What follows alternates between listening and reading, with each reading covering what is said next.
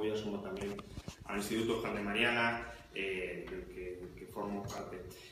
Bueno, pues mi ensayo versa sobre la economía del bien común. Es un término que ha sido acuñado recientemente por el economista austríaco porque nació en Austria, no porque se encuadre dentro de la escuela austríaca, ni mucho menos, que es Christian Felber. Este señor pues ha escrito un auténtico bestseller, quizá no a la altura de Piketty, pero desde luego también un bestseller que ha influido muy notablemente en el curso de los acontecimientos políticos de varios países europeos, entre ellos también, por desgracia, el nuestro.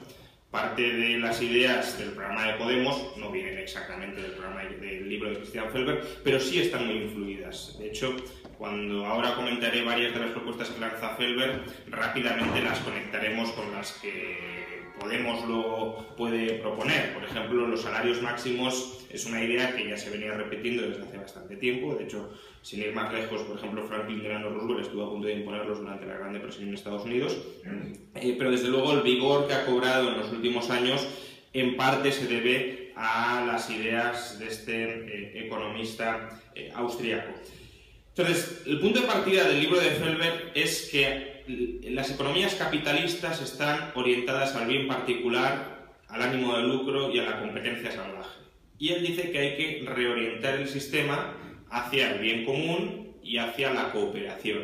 Hay que olvidarse de la competencia y hay que pasar a la cooperación estructural, lo llaman, entre las empresas del sistema. Entonces, claro, ya de entrada el primer problema es cómo definimos bien común, sobre todo en materia productiva. Es decir, dado que no todos queremos consumir exactamente lo mismo, ni en el mismo momento, ni asumir los mismos niveles de riesgo, lo que para una persona puede ser un bien económico, para otro, desde luego, puede no serlo en absoluto. Y el hecho de que en conjunto tengamos que decidir qué hay que producir, pues probablemente no nos pondremos de acuerdo. Si somos dos personas y hay que decidir qué tenemos que producir prioritariamente, a menos que los dos tengamos las mismas necesidades, las mismas preferencias, no nos vamos a poner de acuerdo. Precisamente para eso están los precios de mercado, los beneficios empresariales, etc., es decir, el sistema de libre mercado, que Felber se quiere cargar y que quiere reprogramar. Quiere cargarse, suspender el funcionamiento de los precios, los indicadores que establecen los beneficios empresariales, y quiere sustituirlo por otro sistema que ahora en breve comentaré. Pero como digo, la primera dificultad es establecer qué es el bien común.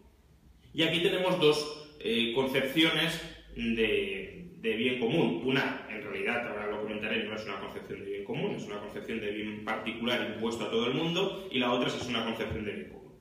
Son dos concepciones que, bueno, echando mano de otro economista austríaco, nacido en Austria y de la escuela austríaca, que es Friedrich Hayek, él distinguía entre dos tipos de sistemas políticos, los nomocráticos y los teleocráticos.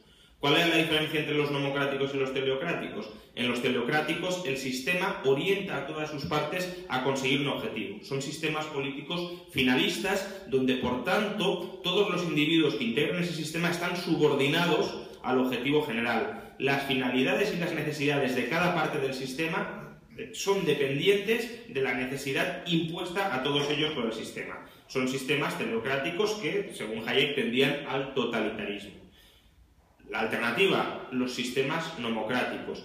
En los sistemas nomocráticos, cada parte podía perseguir sus fines particulares sin perjuicio de los fines particulares de las otras partes. Es decir, el sistema democrático establecía unas condiciones para que se pudiesen desarrollar esas múltiples finalidades y esos múltiples proyectos de vida. Entonces, ¿cuál es la concepción de bien común que se desprende de cada uno de estos sistemas? Pues en el sistema democrático es una concepción del bien común muy similar o muy conectada con la que ahora nos comentaba Vicente, que tiene raigambre cristiana, que es básicamente el bien común es aquel entorno jurídico, institucional, social y económico donde cada persona puede lograr su concepción particular del bien y perfeccionarse como persona. Es decir, no es imponerle a alguien en concreto cuál va a ser su concepción de vida, sino permitir que esa persona tenga la libertad para descubrir cuál debe ser su proyecto vital, tanto para acertar como para equivocarse.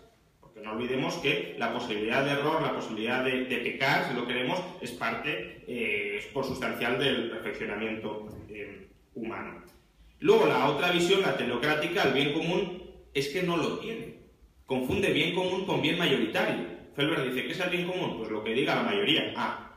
Entonces lo que quiera el 49% ya debe ser absolutamente laminado y absolutamente reprimido, simplemente porque no integra la concepción particular del bien común del 51%. Por tanto, eso es un bien particular mayoritario, es decir, el bien individual de muchas personas que se han coaligado políticamente y que han conseguido imponer su concepción, ya digo, particular de bien al resto. Pero eso no es común, no es compartido por todos. Es una facción que se sobrepone a la otra y que machaca a la otra. Por tanto, obviamente, una visión mucho más liberal y también cristiana, por insistir en este foro del bien común, desde luego nos distancia de Felber y nos acerca más al otro economista austríaco que es Hayek. Pero, obviamente, Felber parte de esta premisa y sigue desarrollando su libro. Y su libro, el acto siguiente, ¿cuál es? Es decir, bueno, queremos llegar a una concepción del bien común entendida como bien mayoritario, pero el libre mercado nos conduce a que cada cual, lo que decía Adam Smith, a través de no la benevolencia del carnicero, sino a través de su propio interés, consiga descentralizadamente llegar al interés común, es decir, a la cooperación estructural del sistema, que ahí esa cooperación estructural Felber no la ve, no entiende la cooperación que existe en toda división del trabajo. Yo me especializo en unas cosas, tú te especializas en otras, intercambiamos y estamos cooperando en nuestros respectivos proyectos productivos, incluso vitales. Y lo que quiere es cargarse eso, quiere desprogramar eso para orientar la economía hacia donde él o su coalición mayoritaria quiere. Y básicamente, para desprogramar la economía, lo que propone es represión económica y financiera para que los precios no funcionen, para que las empresas no tomen sus decisiones según sus perspectivas de beneficio empresarial, etc. Y más que explicaros exactamente cuál es su proyecto económico, creo que es mucho más ilustrativo que os lea sus recetas. Más que nada porque el programa de Felber es un batiburrillo de ideas sueltas, es decir, él mismo dice que muchas de estas cosas habría que decidirlas en cada asamblea y por tanto tampoco tiene un programa muy hilado, sino que lo deja al albur de lo que decida la gente que integre los círculos de cada parte. Vale. Voy a leer las propuestas que él cree que sí deberían implantarse, con algunos matices de las asambleas, pero que considera, digamos, fundamentales en una economía, atención, del bien común. Luego, pensad si esto tiene algo que ver con el bien común. Solo las personas que trabajan en la empresa deben participar en los beneficios que ésta genera. En la economía del bien común hay un salario mínimo y máximo por cada hora trabajada. Por ejemplo, se puede establecer que lo percibido como máximo por hora trabajada sea 10 veces lo fijado por el mínimo. En el futuro no deben existir dividendos. Las personas pueden involucrarse en las empresas. La diferencia radica en que por ello no tendrán réditos financieros ni tampoco podrán vender parte de la empresa en los mercados, participar en la bolsa. Las empresas deben obtener sus ingresos solamente a través de los productos que fabrican o de los servicios que prestan, no a través de sus operaciones financieras. La quiebra es improbable en la economía del bien común. En la economía del bien común, todas las empresas preparadas para cooperar de un sector afectado por la crisis podrían convocar un comité de crisis o de cooperación para discutir diversas formas de repartir los costes de la crisis. En el sistema de la economía del bien común, todas las personas se tomarán un año por década en su vida laboral para dedicarse a otras cosas. En la economía del bien común ya no van a existir ni bancos ni aseguradoras enfocadas al beneficio. El sistema financiero se va a convertir en un bien público. Las pensiones y por ende su reparto no van a ser por ello menos seguras. El dinero en forma de crédito debe ser un bien público y los mercados financieros deben ser cerrados. Las personas depositarán sus activos financieros en la banca democrática, bancos cooperativos o cajas de ahorros, que solo negociarán con depósitos y créditos. Las personas viven de los salarios, no de los rendimientos del capital. La sociedad anónima del futuro será una sociedad con participaciones de ciudadanos a nivel regional o global. Básicamente, el Banco Central se ocupará de la financiación del Estado sin intereses. No debe haber en el futuro ni derivados ni títulos de crédito, pero tampoco ofertas públicas de venta, ni fusiones ni adquisiciones de empresas. Los precios de las materias primas se fijarán democráticamente en una asamblea, en la que productores y consumidores acordarán conjuntamente precios razonables para ambas partes.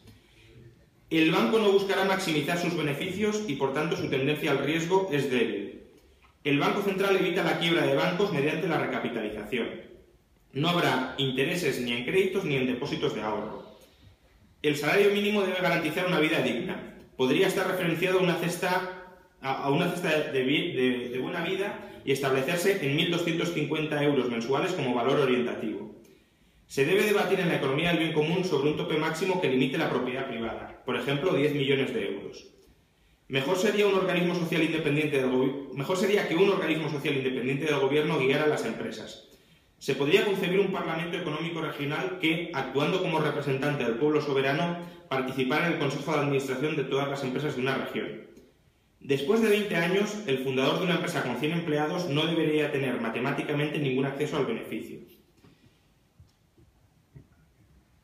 Se trata de evitar que los propietarios de las grandes empresas efectúen una desproporcionada retirada de beneficios para su enriquecimiento personal.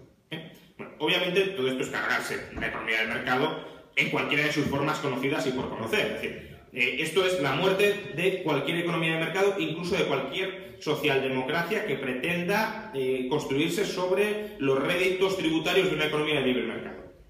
Básicamente porque te cargas la cooperación. Dentro del mercado te cargas cualquier incentivo a producir. Quienes estéis un poco versados en el debate sobre si el cálculo económico era posible en las economías socialistas, debate de principios, primer tercio del siglo XX, a cuenta de otro economista austríaco, de Hayek, y de otro economista austríaco, Ludwig von Mises, podréis reconocer que con este programa no existe cálculo económico posible. Y sin cálculo económico, decía Mises, no existe manera racional y manera cooperativa de asignar los recursos en una economía de libre mercado. Sin cálculo económico es ordeno y mando, es economía militar. De hecho, tened en cuenta que el socialismo militar fueron los primeros meses el socialismo de guerra, fueron los primeros meses de organización del leninismo, y era el leninismo en su estado puro, es decir, un comité central lo decidía absolutamente todo sin tener ni un solo feedback de la estructura de mercado. Bien, entonces, esto se cargaría la economía y se lo cargaría todo.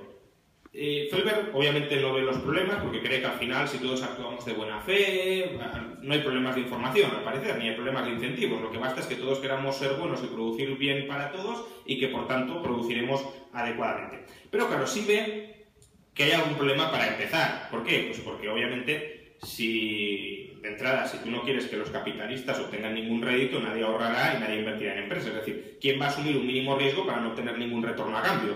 Es algo a cambio de nada. Entonces, la tercera pata de su sistema es cómo financiar su proyecto de la economía del bien común. Es decir, cómo conseguir capital suficiente para que siga habiendo empresas que sin obtener beneficios y sin repartir dividendos a sus miembros y sin tener la posibilidad de coordinarse a través de los beneficios y de los precios que se fijan en el mercado, decidan operar en el mercado. Y aquí tampoco me voy a... no quiero extenderme mucho porque básicamente ya os podéis imaginar de dónde viene el capital para financiar todo esto, que es de una escandalosa y salvaje confiscación y expropiación de la propiedad privada. Sí quiero remarcar una expropiación que Felber propone y que además liga bastante con las nuevas propuestas de renta básica que de nuevo escuchamos en determinados círculos, que es la expropiación de la herencia. Felber no quiere que haya herencia más allá de un cierto límite menor. Él habla de quizá 200.000 euros a excepción de la vivienda personal, aunque dice que este límite se podría subir. ¿Y qué sucedería con todo el capital legado en herencia? Él quiere expropiarlo, salvo esos 200.000 euros, crear un fondo hereditario al que tendría acceso cada miembro de la sociedad. Y por tanto, al nacer se le daría una parte de ese fondo hereditario. De hecho, dejadme leeros la cita sobre la herencia. La herencia se mantiene hasta ciertos límites. Los activos heredados que excedan ese límite se traspasan a un fondo intergeneracional público cuyo contenido se repartirá de manera equitativa como una dote democrática entre los descendientes de la siguiente generación. El límite se podría poner en las herencias monetarias y de inmuebles, por ejemplo, en 500.000 o 700.000 euros por persona, ahí incluida la vivienda personal. Por tanto, claro, esto tiene bastante poco que ver con una economía del bien común. Pero es que además, y ya con esto termino, al final del libro de Felber le hacen una entrevista preguntándole sobre la verosimilitud y pragmatismo de su aplicación de su sistema de la economía del bien común. Y una de las preguntas se dirige justamente a cómo se conciliarían todos los distintos intereses. Por ejemplo, imaginemos que en la Comunidad Autónoma de Madrid, Dios no lo quiera, se implanta una economía del bien común, pero no en el resto de España.